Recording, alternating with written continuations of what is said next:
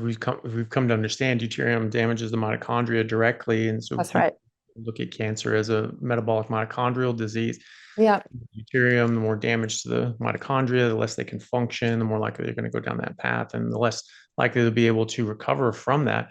And then, very interestingly, Dr. Stephanie Seneff from MIT, who's been working recently with Dr. Laszlo Boros, she was previously she was at MIT as a computer science researcher, and then started down different tracks and was a glyphosate expert. And now she's gone down the deuterium Yep. track.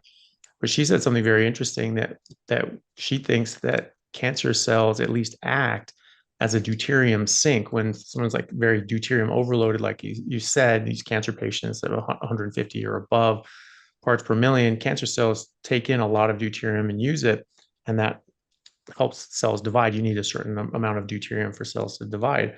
And so they're rapidly dividing. So they're using a lot of deuterium. And she sort of noticed and observed that they sort of act as a deuterium sink and sucking deuterium out from the rest of the body and using it there.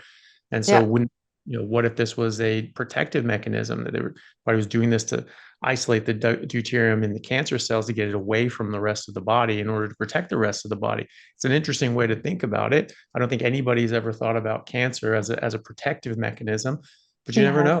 Yeah. We don't know what the hell's going on with the body in these Yeah. cases. We just know that Yeah. it's going wrong. And so it's Yeah. an interesting way to think about it. It is super interesting. Yeah.